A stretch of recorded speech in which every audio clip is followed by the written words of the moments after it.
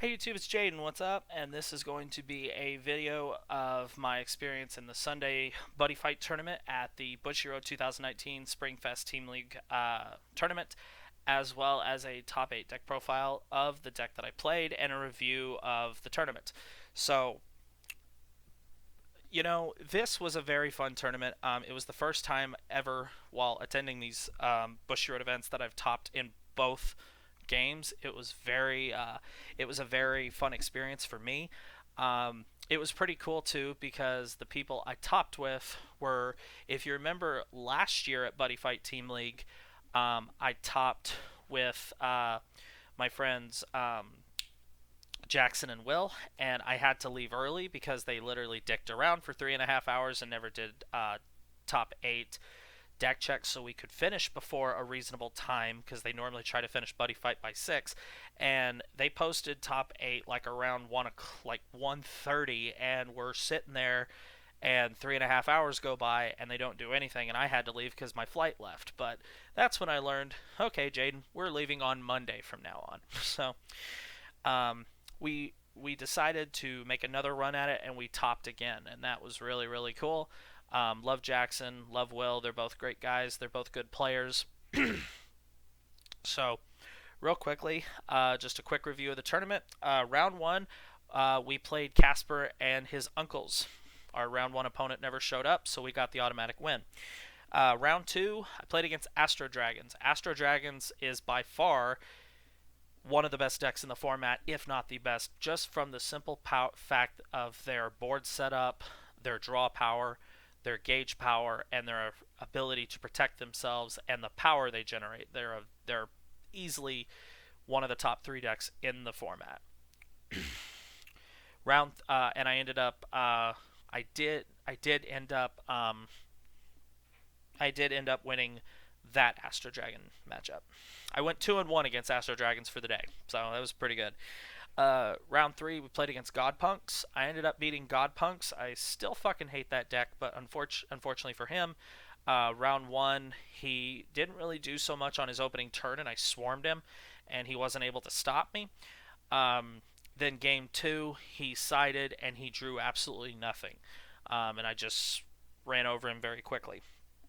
That'd be one, two, three. Round four, played against Dimension Dragons, lost. Dimension Dragons go into Lost World.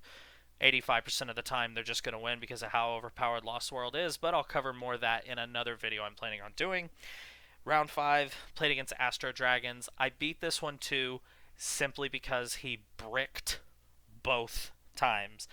Um, he tried to make a case because all 3 of his team was also running Lost World, and I feel, I don't hold anything against either one of my teammates for losing it, or anybody for that matter, if they lose to Lost World, because Lost World is next to impossible to beat, especially with the draw power that Lost World has, the monsters they have access to, the abilities they have access to, and the protection that they have also access to, and just the utility of it. People who try to justify that Lost World is balanced or fair, I have no time for you. Fuck off. I'm sick of Lost World. But we'll cover more about that in another video. And then finally, top 8. I was so mad at myself. I played Link Dragons in top 8, and I have no business losing to Link Dragons. Gargantua Dragon matches up very well against it, and unfortunately it just did not work out for us.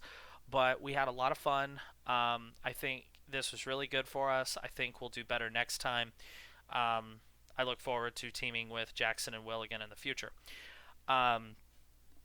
So I went X1, through the first 5 rounds before the cut to top 8. I felt I did very well. I knew my matchups very well. So Will was playing the Dragonine flag, and he was using Gargantua Dragon Knight. And the G Boost variant deck was using the Dragonine flag because you can't have 2 people on the team both running the Dragon World flag.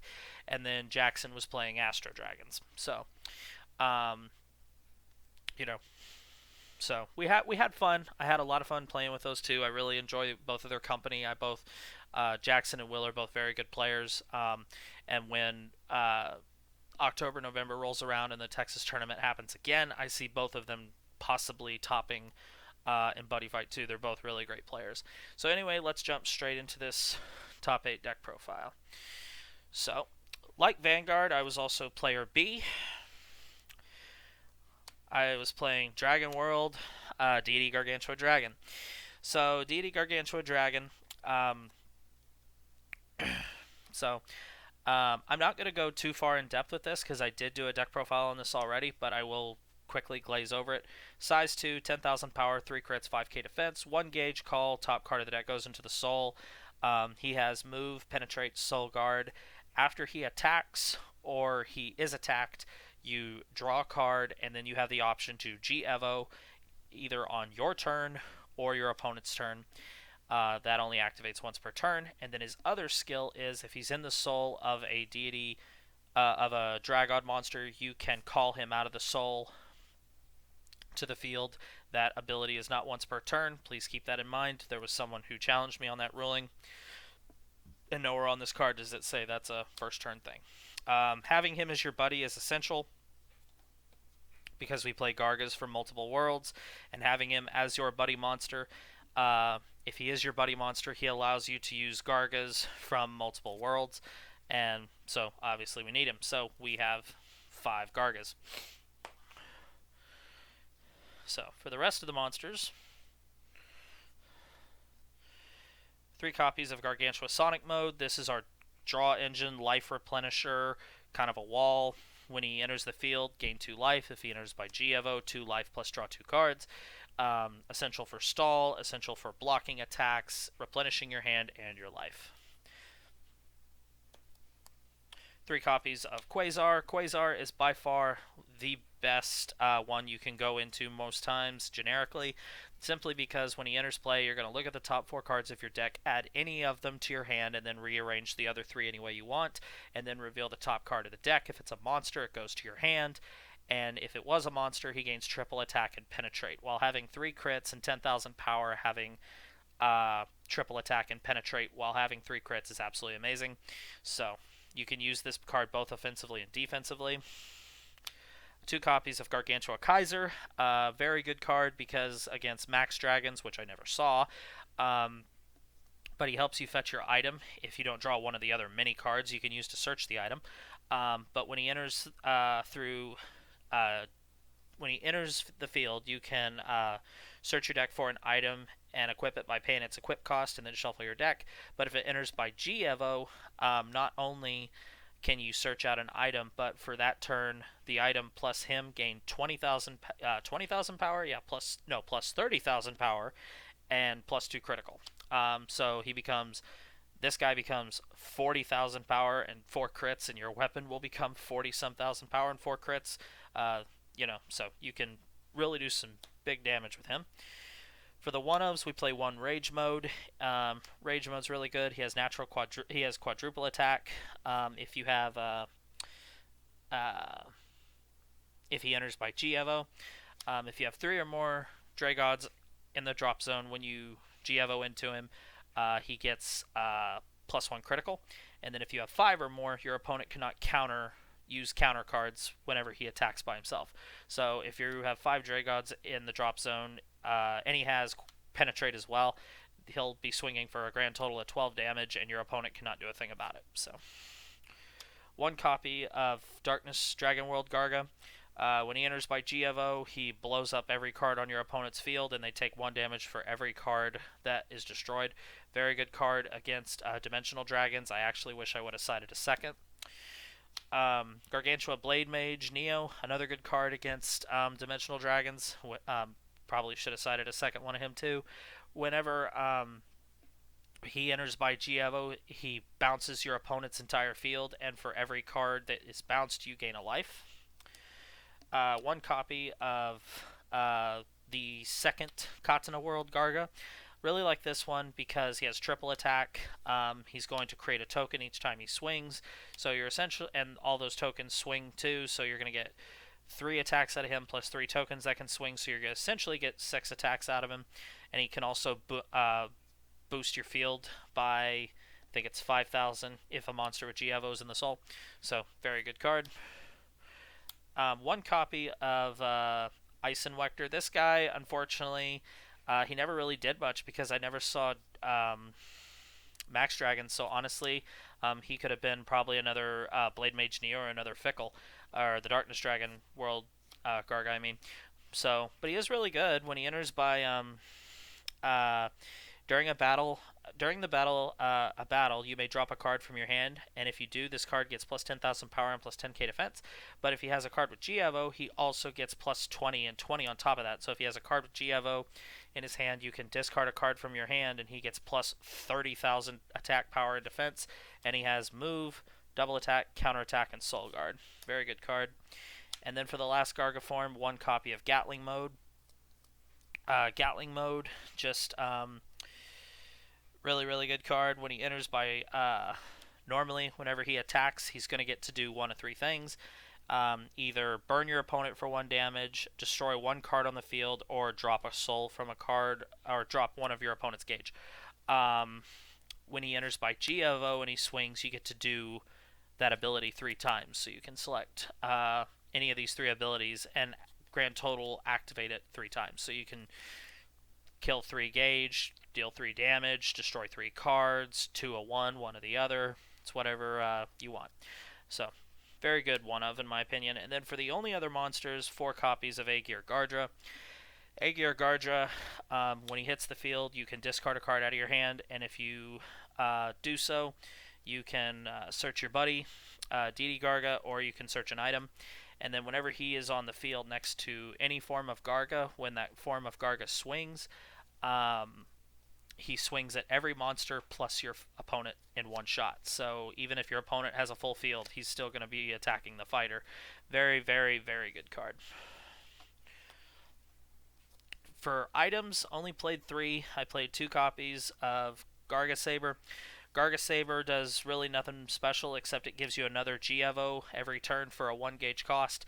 And then after you G-Evo, you can take this card and place it in the soul of that monster if you would like. And then lastly, 1 copy of Garr Crease. Garr Crease is a very good card. It gives all your DDTs plus 4,000 power, and it protects them from destruction. So, very good in certain matchups. For spells, we played 4 copies of Fighting Emperor Dragon Shield. The best Dragon Shield you can play in Garga right now, when you cast it, nullifies the attack. But if you have a Dragout on the field, you gauge 2 and gain 2 life. Another thing I really like about this is you can still play this even if there's a monster in your center. So it's a very, very good card. 4 copies of Garr Highland. This is just a very, very, very versatile card. You send a DDT to the field from the field to your drop zone, and you can either gain 4 life or 4 gauge. So you can either gain sustainability through life, or you can gain more things to extend your combos with gauge. And then we played 3 copies of Radiant Combat Deity's Glory and 3 Gargantua Switch Mode. Essentially, these cards do the exact same thing. Gargantua Switch Mode allows you to switch into another Garga form that you have in your hand. Combat Deity's Glory lets you do it with a Garga form from the drop zone. And then with this card, it's only once per turn, and the monster you summon out of the drop zone gains +5/+5. But these cards are essential because you can use this to switch into another Garga form, and if the previous one was being attacked, then the attack is going to whiff because the target's no longer there. Extend your attacking combos. It's just, I could actually see possibly playing a 4th Gargantua Switch Mode, actually, and sticking with only 3 of this. So that is definitely something I might try, but 3/3 is okay, don't get me wrong, but playing 4th just to extend that attack combo even further would not be a bad option either. 3 copies of Dragout Shine. Dragout Shine, very, very, very staple card in Dragouts. pay a life, and then you can do one of two things. You can search an item, or you can take any two DDTs from the drop zone and put them into your hand. So it gives you some search power, or it gives you some resource replenishment for one life, which is really good. 3 copies of Garr Oracle. This is a card that honestly I think should probably be played at 4 just because of the way Buddy Fight is now. You pay 1 gauge to draw 2 cards. If you have a Dragout on the field, you also gain 2 life. So, just gives you more digging power. 3 copies of Drago Trap. This is such an essential card in the meta right now because there are so many monsters out there that they can't be destroyed by a card effect and they can't be rested. Well, Drago Trap is the answer to that. You pay a gauge and 2 life. You select a card on the field, and that card for that turn just can't attack. So Drago Trap is a definite must in Dragon World variants, just because it is the best answer we have to certain things. So Drago Trap is definitely a thing. And then 2 copies of Buddy Block. Buddy Block is just here for things that do a lot of chain attacking. You pay 1 gauge to either reduce the next damage you take by 3, or after the 4th attack on your opponent's turn, you will not take damage from attacks. So it is a very, very good card. Now for sideboards, I played 1 extra copy of Kaiser and 1 extra copy of Ison Lecter. I wish I honestly would have probably not played Ison Lecter at all, knowing that if I knew I wasn't going to be playing Max Dragons at all. Honestly, this probably could have been something else on the side. I just didn't know what else to make it. But this is still a good card. There probably is just... I could have probably made this something better. Decided a 4th Drago Trap just for certain matchups. 3 copies of Loyalty. Loyalty is just like the side card of the format right now, if you're not maining it. Pay a gauge to do 1 of 3 things. You can either reduce the next damage you take by 2, drop a soul from a monster on the field, or for this turn your opponent cannot call more than 3 monsters. So really good against Astro Dragons, Link Dragons, Thunder Empire, Dimension Dragons. It's pretty much just a good card overall. It probably should be on the main board, and it's probably going to become a main board card for me. 3 Chest Break. This card is a very good card, but I never sided it. Because there's, unfortunately, I really just never needed it. All you do is you can either put up to 2 spells from your opponent's field onto the bottom of their deck in any order, or for this turn, a monster on your opponent's field gets minus 2k power and minus 1 crit. But you're using it mainly to just take their set spells and tuck them back. And then lastly, just sided 1 last copy of Buddy Block. Honestly, probably could have dropped one of these, an Ison Lecter for something else, but like I said, the side still did what it did. I did side in the 4th Drago Trap, I did side the Loyalties, I did side in the extra Kaiser, then the extra Buddy Block, so